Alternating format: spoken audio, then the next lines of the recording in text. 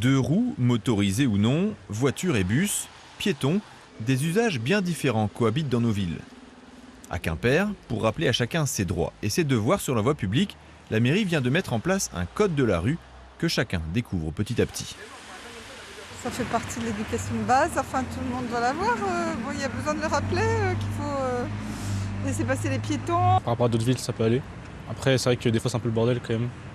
Parce qu'il n'y a pas assez de voies pour les vélos, je pense. La priorité, ce serait de revoir notre cohabitation de manière générale, enfin juste notre manière de cohabiter les uns avec les autres en ville. Enfin, je pense que c'est pas que lié au code de la route. Il y a des gens qui sont toujours très pressés, très excités. Moi, j'avoue que j'ai du mal un peu à suivre mais dans la société.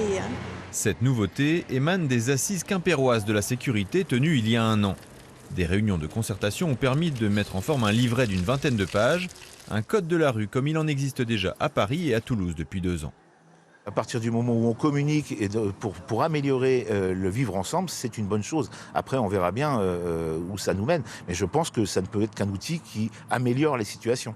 Quelqu'un qui circule par exemple à vélo sur le trottoir s'estime, quand il se fait arrêter par exemple par la police ou police municipale, il dit oui mais je me sens plus en sécurité sur le trottoir.